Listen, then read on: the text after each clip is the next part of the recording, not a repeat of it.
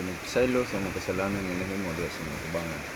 O Dios, kami nagapasalamat sa kausa pa kung pagbantay ka namo gikan sa kadautan, disgrasya, kadalanan o Dios ug sa unsa pa man ang among mga buhat kaganina.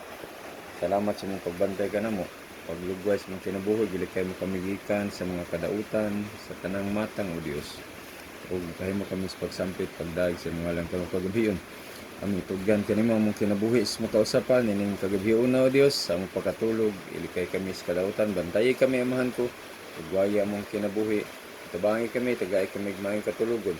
Ilikay kami sa mga kadaot sa bagyo o Dios nga umalabot o ikaw lamang nabalo sa mga panghitabo nga mahitabo busa amo kining ihatag kanimo ayaw papasa o Dios ang amo ang ngalan sa libro sa kaluwasan, libro sa kinabuhi.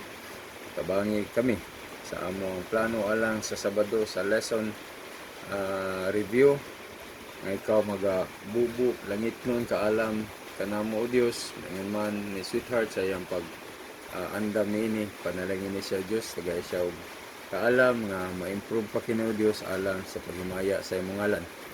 Kining tanan dito sa among gisalig, salamatan daw tungod sa ngalan sa Espiritu Dios. Amen.